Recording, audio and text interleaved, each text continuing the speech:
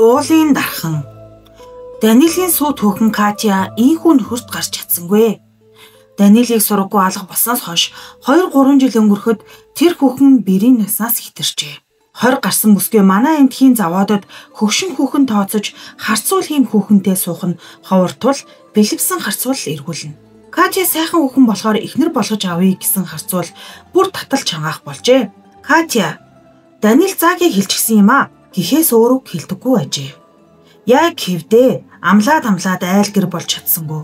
Одоо ингэж ярьсан хэрэггүй дээ. Данил очин аль хэдийн өгөж үргэсэн байлгүй гэж ятгахад Данил заа гिचгсэн юм аа. Хүрээд ирж мэднэ гэж Катя өөрийнхоороо зүтгэв. Данил очин амьд байхгүй нь лавтаа шүү дээ гэж тэднийг учруулахад үгсэн хөвцөнд хинч хараагүй. Би ч амьд яваа л гэж боддог гэж хэлдэг байв. Энэ хүүхэн солио олж гэж бодоод татал чангаахаа болжээ. Зарим нь өвтлийн хүүхэн гэж хочилж доогдлох үүнд Катя санаа зовх ажээ. Өөрөөр хочлох үг олдоогүй юм шиг өвтлийн Катя гэлцэн. Тэр үеэр тахал гарч Катягийн эцэг эх хоёр нь нас баржээ. Катя эхээс олвол эхнэр авсан 3 ахтай хадамд гарсан хид хідэн ихчтэй билээ. Их эцгийг нас бармагц хин эцгийн голом цахиж үлдэх вэ гэдгээс болоод хоорондоо хэрэлдэж маргажээ. Учрыг олоход бэрх маргаан болоход Катя Данилийн очие доо би. Прокопич ч өвгөрлөө. Өвгнийг харж хандаж явъя гэхэд ах эгч нар нь дүү минь тэгж таарахгүй. Прокопич хэдийн нас үтэлсэн ч гэсэн чамааг амтан хүн мүү хэлнэ гэв. Надад юу болох юм бэ? Би лав ховч болохгүй. Прокопич надад садан болох хүн шүү. Данилийн минь өргөж авсан эцэг юм. Би түүнийг өвгөн аваа гэж нэрлэнэ. Ингэж хэлээд Катя яваад өгчээ. Тийм ч юм уу да гэж бодоод цаадуул нь хорсонгүй. Айл өрхийн хүн бүлцөөн бол хэрүүл шуугаан багсан гэж боджээ. Прокопичийн хувьд бол Катягийн ирснийг ихэд таашааж "Гялада Катя минь, чи минь намайг ашгүй мартсангүй явдаг байна" гэжээ. Ингэж тэр хоёр амин зууж эхлэв. Прокопич суур машиныхаа ард сууж чулуун гоёл чимэг хийн.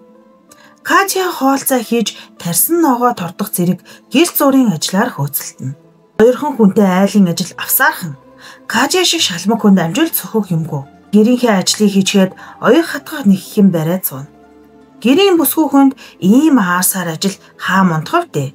Эхлээд аятайхан л амжууж байлаа. Гагцгүй Прокопичийн бие өдөр ирэх тусам муудаж нэг өдөр ажил хийгээд 2 өдөр хэвтэх боллоо. Нас нь хөдөлж ядарчээ. Бүсгүй хүний гарын ураар хичнээн ч амжуух билээ дээ. Өөр ажил би мэдэхгүй гэж Катя хиттэй яаж амжуух ч явандаа бит хоёр гэж боддог боллоо. Өвгөн аваа, та надад хэлбэраас нь зааж өгмөр юм да гэж Прокопичд хэлсэнд юу гэсэн үгүй. Ногоолон үрд суун гэдэг чинь бүсгүй хүний хийх ажил уу?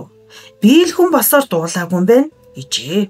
Гэсэн ч Катинка Прокопичийн хийж байгааг нарийн ажигладаг болов. Чадах чинээгээрээ чулуу хөрөөдөж өнгөлж тус болно. Прокопич бүсний тол хутга сэрээний иш зэрэг хялбархан бөгөөд гүйлгээ сайдаа зарим зүйлийг Катя зааж өгч хийлэгдэг болжээ.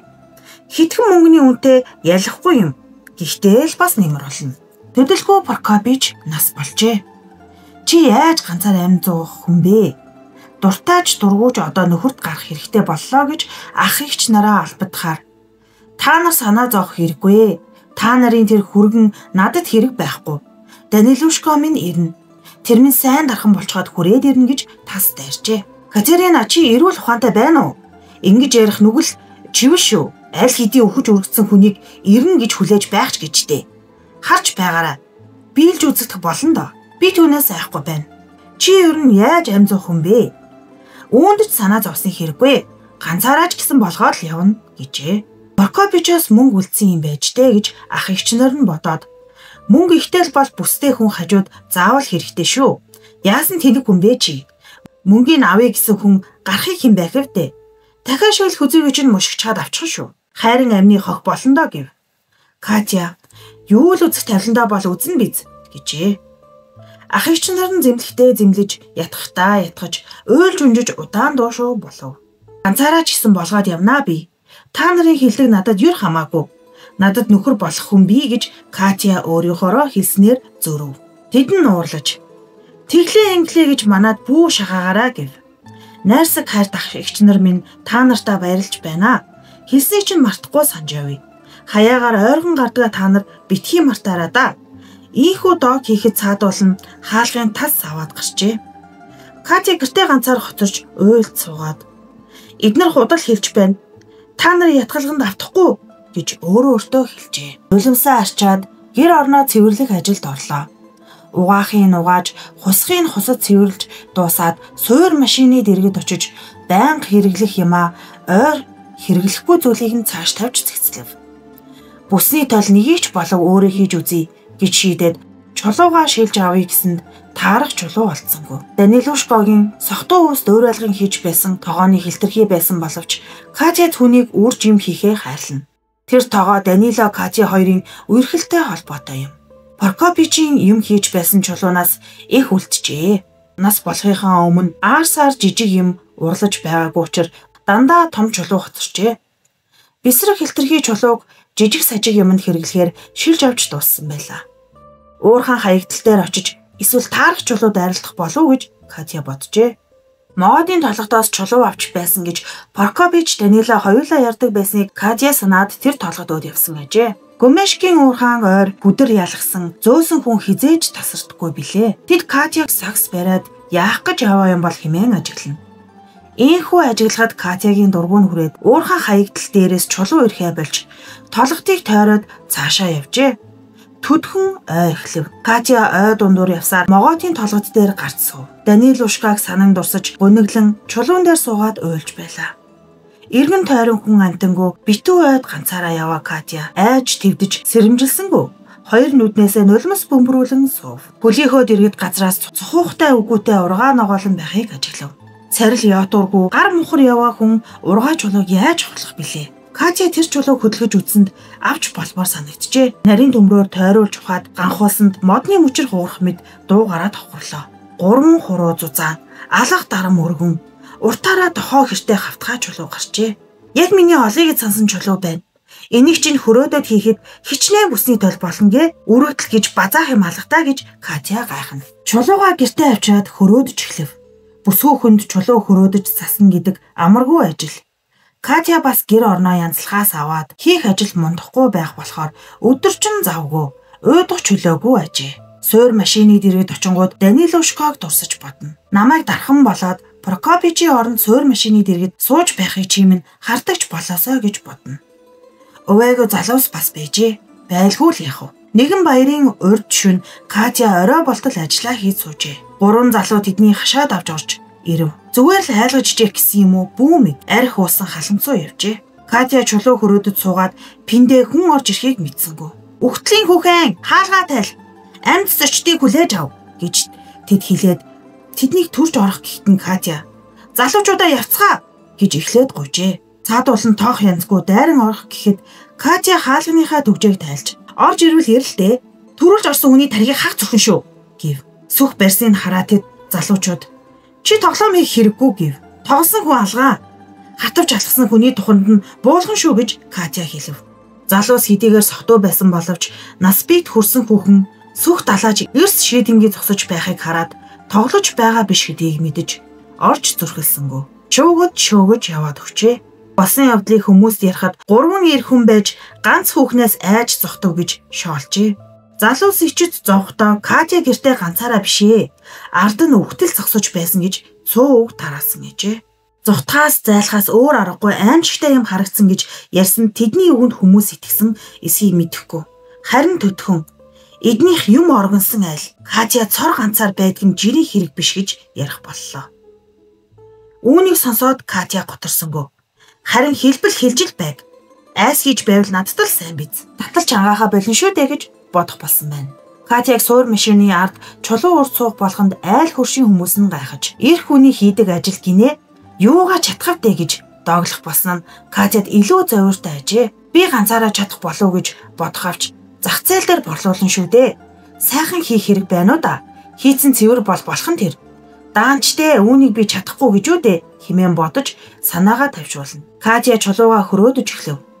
Үүгээр хөндлөн хөрөөднө гэж бодож зурсан мэд ховор хээ угалцтай чулуу ажээ. Хээ угалцсан хүртэл ингэж сайхан таарсан байх юм да гэж Катя гайхаж байж чулуугаа химжиж хөрөөдчөөд үрж эхлэв. Их нарийн төвхтэй ажил биш Гэхдээ дадаагүй хүн хийхэд амаргүй ажээ. Анхандаа баггүй зүдэрч сүүлдээ хийж сурчээ. Бүсний тойл хийхэд чулуу огт өргөцсөнгөө. Катя бүснийхаа тойлыг хийж гүйцээд хээ угалцсан хүртэл таарсан ямар сайхан чулуу олвоо би гэж гайхаж одоо энийгээ яаж борлуулах билээ гэж бодов. Прокопич ийм имийг хот оруулж ганцхан мухлагт л өгдөг байсан. Тэр мухлагийн тухай Катя биш үү сонсож байжээ. Миний хийсэн юмыг ах үгүй хоёрын үзье гэж бодоод Катя хот руу явхаар шийджээ. Ингээд байшингаа цоожулж орхиод явган гараад өгчээ. Түүний хот руу явсныг хээрийн заваадынхнаас хинч мэдсэнгүү. Прокопичийн уралсан аарсаар эмийг авдаг мухлагийн тэр эзнийг сургалж олоод шууд мухлаг руу яваад очиж. Тэр мухлагт чулуун гоёл чимэлгэж учир таймгүй. Ногоолонгоор хийсэн бүсний тойл шүүгээр нь дүүрэн байв. Мухлагт хүн амтан жолон. Тэдний зарим нь юм худалдан авч зарим нь хийж авчирсан юмаа өгч байх ажээ. Мухлагийн эзэн ихэмсэг ширүүн байрын ир бүлхөө. Катя анхандаа ойртож очие гэж зөрөглөхгүй байснаа зориг гаргаж "Тань ногоолонгоор хийсэн бүсний тойл хэрэгтэй юу?" гэж асуув. "Энэ баялаг хичнээн байгааг харахгүй байна уу?" гэж мухлагийн эзэн шүүгээр өвгөө залаа. Одоо чулуугаар юм хийдэг хүн олширчээ. Гагцгүй бүсний тойл хийхэд тохирсон сайхан хээ угалц хэрэгтэй гэдгийг мэдэхгүй үнэтэй чулуу сүйтгэж байна гэж хийсэн юмаа өгч байсан. Урчууд мухлагийн эзнийг зулхуудан өгүүлв. Хээрийн заваадаас ирсэн нэг дархан "Энэ солио өвчтэй хүүхэн шүү. Суур машины ард сууж чулуу урж байхыг айлынх нь хүмүүс харсан юм гинлээ. Баахан юм орон цөглөж аваад ирчтэй" гэж сэмхэн хэлэхэд мухлагийн эзэн "Юу авчирв? Үзүүл" гэв. Катя бүснийхаа толноос нэг ширхгийг гаргаж үзүүлсэнд эзэн Катяг удаан ширтэж хараад "Хэний юм хулгаалав?" гэж асуух нь их л дорд үтсэн шиг Катяд санагджээ. Танихгүй хүнд ийм үг хэлэх ямар эрхтэй хүн бэ чи? Нүд чинь сохор биш бол харал та. Ганцхан янзын угалц хийтэй өчнөө толийг хаанаас хулгаж болох вэ? Хилээд альхуу гэж хэлээд Катя авчирсан бүсний толийг лангуун дээр нь асгажээ. Катягийн авчирсан бүсний тойл үнэхээр ховор тохиолдох ганцхан янзын хээ угалцтай болохыг мухлагийн эзэн тэнд байсан даргацуул ажиглажээ.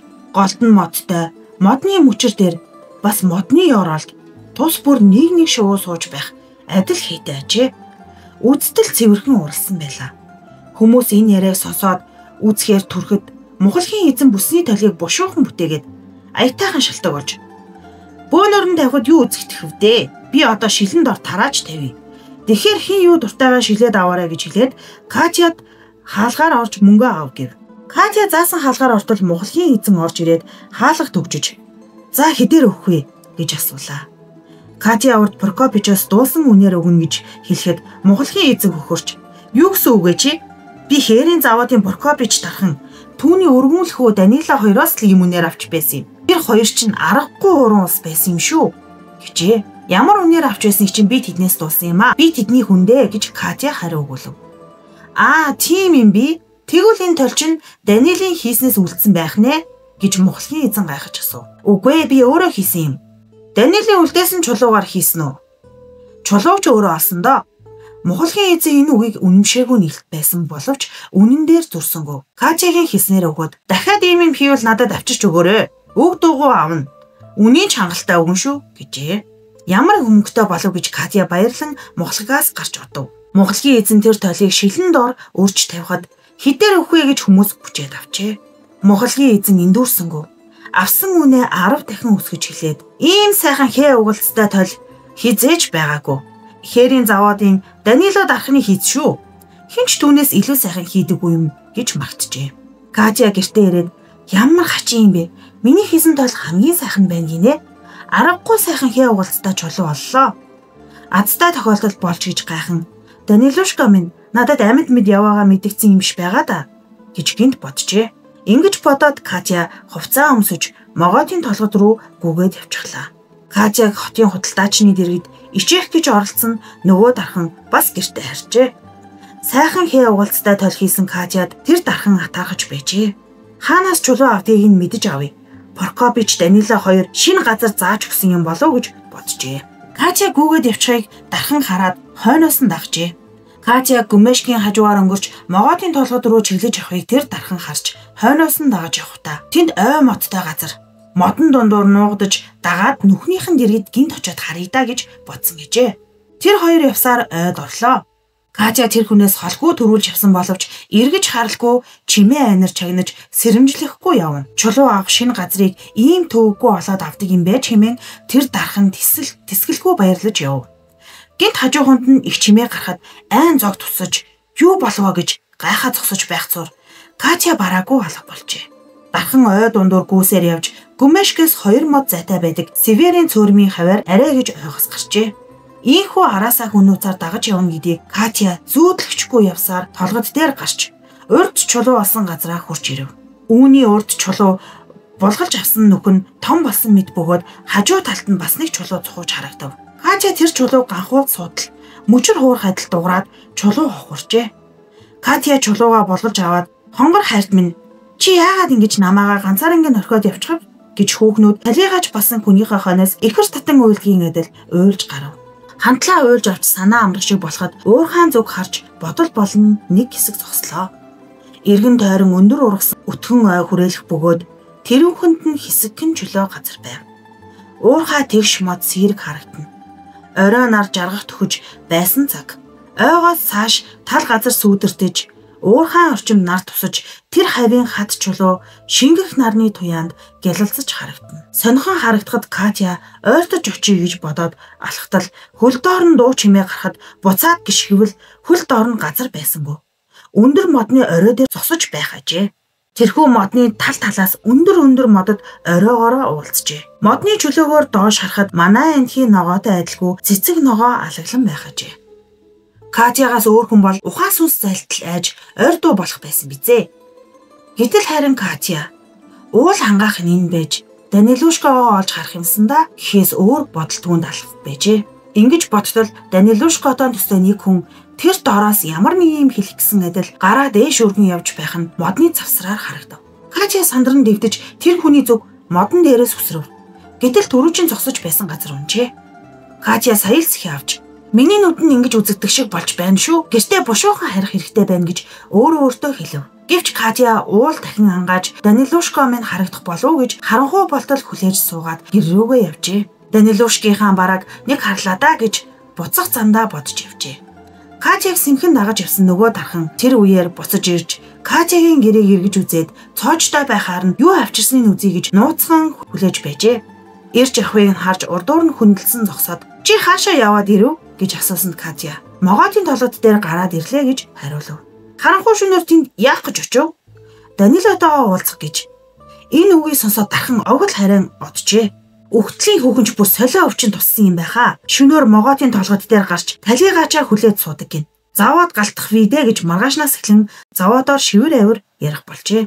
Ах эгч нар нь ийм яриа дуулаад гэрт нь гүйж ирж болгоомжлон ятгав. Катя тэдний хэлхийг огт сонсолгүй олсон мөнгөө харуулж энэ их мөнгийг хаанаас олоо гэж та нар санаж байна вэ? Нэртэй сайн дарах зүйлийн хийснийг авалгүй миний анхны хийсэн талийг аваад ийм их мөнгө өгсөн юм. Яагаад тэр вэ гэж асуув. Ах нар нь үүнийг сонсоод нэг л ийм аз тохио болоо бицтэй. Энийг яриад юу хийх вдэ? Ийм тохиолдол байгаагүй маа. Даниломын тим чулуу болж хээ уулз зурж өгсөн юм гэж Катя хэлэхэд ах нар нь хөхрөлдөж эгч нар нь гайхаж аргагүй солио олжээ. Заваад галтаж мэдэн шүү. Захирагчд хэлэн байгаа гэлцэн авч дүүгээ барьж өгөхөөс хичээд хэлээгүй билээ. Харин гадаа гараад Катериныг ажиж байх хэрэгтэй болжээ.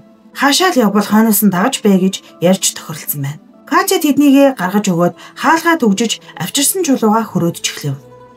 Хэрв энэ чулуунд эртээдийнхтэй адил сайхан тохирсон хээ угалд гарвал миний нүдэнд Данилушка үзэгдсэн биш. Би үнэхээр Данилушкатайгаа уулзжээ гэж саний химэн бодоод чулуугаа хөрөөдөж суув. Ямар хээ угалд гарахын үзгийн хүслэн болж тэсгэлгүй яран хөрөөднө.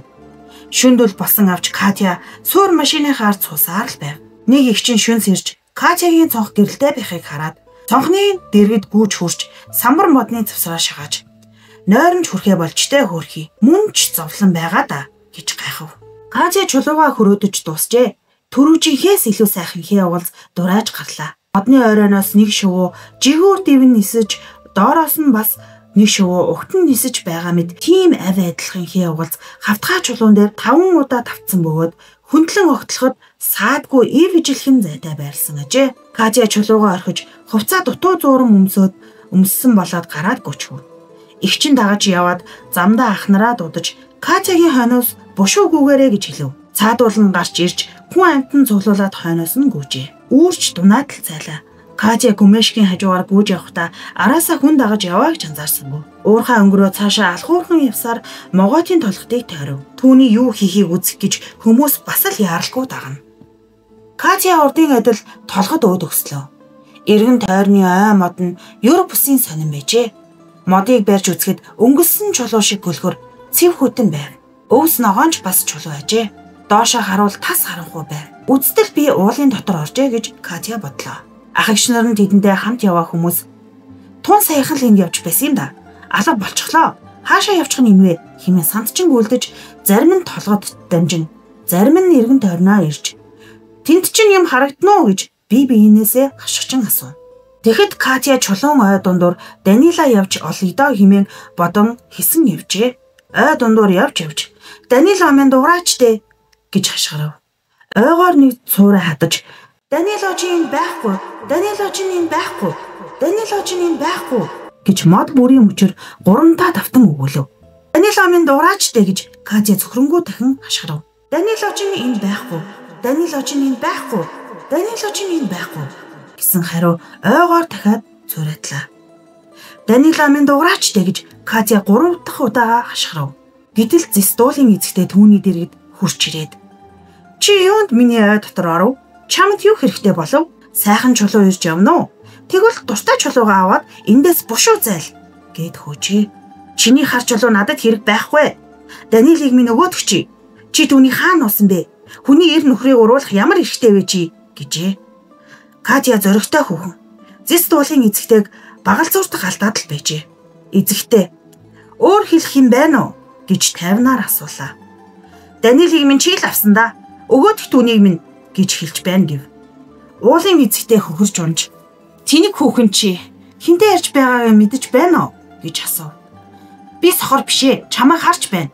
Хайр сэтгэлдээ хагацаагч чамаас би яахгүй. Өчөөхөн ч хэртгэхгүй байна. Чи хичнээн уран арга хэрэгэлсэн ч Данила минь намайг л гисээр яваа шүү. Би түүнийхээ барааг харсан. Чи нөхрийг минь бүр авч байгаа юм уу?" гэж асуусан.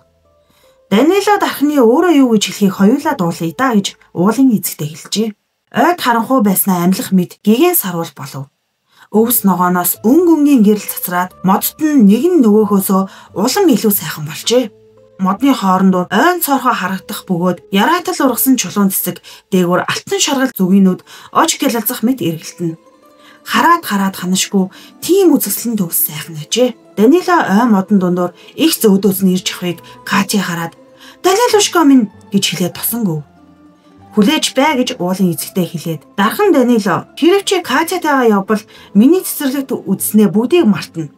Эндээ хоцорвол хүүхнээ болон хүн амтныг мартах хэрэгтэй болно. Яахаа өөрөө мэдчихтэй" гэхэд Данила "Хүнийг би мартаж чадахгүй. Катягаа би цагийн үргэлжид бодож байдаг" гэж хэлв. Эзэгтэй баясгалантай мишээж "Катерина чи дийллээ. Дархан Данилагаа авдаа. Миний цэцэрлэгт үдсэн харсан бүгд Данилыг чинь ухаан санаанд үлдэж хоцрог. Би үүнийг чиний ирэмгий зориг хатуужлын хариуд бэлэг болгоё. Дархан Данила үүнийг харин дахиж хизээч санахгүйгээр мартаг" гэж хэлэхэд ховор сайхан цэцэг дэлгэрсэн ойн цоорхон гэрэл гэгээ бөхчээ. "За одоо явдаа" гэж зөв зааж өгөөд "Энэ дууланд байснаа Данила чи хүнд бүү яриарай. Холын дарханаас ур чадал сурч яваад ирлээ" гэж хэлээрээ. "Намайг ир нөхрөө ургуулв гэж Катерина чи битгий бодоорой. Данила чинь тун сая оргуу болтол мартсан юм а. Олж үзье гэж өөрөө энд ирсэн юм шүү" гэж хэлжээ. Катя уулын эзэгтэй цөгдөж "Муу юм бодож хэлснийг минь өшөөгөөрэй" гэхэд "Зүгээр чулуун хүүхэнд юу болох вэ? Данилда сэтгэл хөрч болохгүй гэдгийг чам захий" гэж эзэгтэй хэлжээ. Катя Данилатайгаа ой дундуур гэртээ буцаж явлаа. Ой дах гэгэн гэрэл бүүдэрсээр хөлт ор овон товон нөхд дайралтаж эхлэхэд орчин тойрныг ажиглал тэд гүмэшгийн урхаад ирчихсэн байв. Өглөө эртийн цаг уурхаад хинч ирээгүй байсанд гэрийн зүг яаралгүй явжээ. Катягийн хойноос дагаж гарсан хүмүүс ой дотор тэнсэн хിവэр "Тэнд чинь юм үзэгдэнэ үү?" гэж дуугаа аван хашгиралдах нь сонсогдож байв.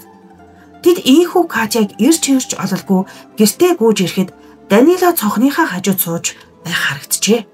Тэд айж тарин уншиж ойртож чадалгүй цэцэрхэв. Нэг харахад Данила гаансараа тамхи хутгаж суулаа. Ихэд сая сэхээ авч "Үхтэл яаж тамхи татхав дээ" гэж бодоод нэг нэгээрээ ойрцоор дэрэгдэн очив. Катя ч гэртээ ирчихсэн. Хөгжил баясгаландаа хичээн аргагүй галынхаа өрөөнд тогоо шунгаа бариад шаагж байлаа. Ийм баяр баясгаландаа байхын ойр тойрд үзээгүй болохоор бүгд зориг гарган гэрт нь орж ирээд "Данила чи ойрд үзэгдсэнгүү? Хаа яваад ирв?" гэж асуув. Коливент очиод ирлээ. Чулууны хамгийн сайхан урчуул тэнд байдаг гэж дуулаад жаалхын юм сурыг гэж бодсон юм. Талигач өвгөн аав минь хориод явуулахгүй байсан. Би Катядаа хэлчихэд өвгөн аавдаа хэлэлгүй дураараа явсан юм гэж ярьжээ. Хийж байсан тогоогоо юунд хэмиг цогсон юм бэ? За тэрч бах хэрэгээ. Наригсан орой байсан юм. Жаалхан хэтрүүлээд балгачхаа биз. Санаанд хүрээгүй болохоор хэмиг цохоод хайчихсан юм да. Ямар ч дархан тохиолдох хэрэг шүү дээ. Үүнийг яриад юу хөвдөө? Чи яагаад Данилийн Коливен руу явсныг бидэнд хэлээгүй юм бэ гэж ах эгч нар нь Катя руу дайрсан боловч орхитой үг сонсож чадсангүй. Данила минь амьд яваа гэж би та нарт эсгэллээ. Тэгэхэд та нар ялаа да.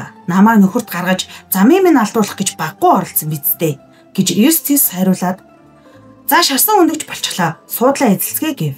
Ингэж дэд учраа алцгаасан юм. Төрөл төрөсөд нь энэ тэрийг ярьж жаахан сууж байгаад гэр гэртээ харжээ. Тэр оройгоо Данила ирснээ мэдгэхээр захирагчийн очив. Захирагч дуу шуу болсон авч хоёулаа учрыг олж эвлэрчээ. Ийхүү Данила Катятайгаа хамт аж төрж эхэлсэн билээ. Эв түнжинтэй аятайхан ам зууж байсан гэж ярьдагсан. Ажил нэгтээ нөхөр нь Данилыг уулын дархан гэж нэрлэдэг болжээ. Түүнээс давуу сайхан урлах хүн гарсангүй. Хүрэлцээтэй ам зууж авсан хэрн Данила үе бодол болон санааширна. Юу бодох болсныг Катя мэддэг байсан авч дуугүй судаг байж. За энэ удаа Ноголын хайрцаг номны маань нэг сайхан түүх маань ингээд дуусч байна. За дараагийн түүх маань Туйхан мөчөр нэртэй илүү сонирхолтой гоё түүхийг та бүхэндээ хүргэх болно. Тиймээс та бүхэн маань манай сувгийг лайк болон subscribe даран дэмжээрэй. Баяртай.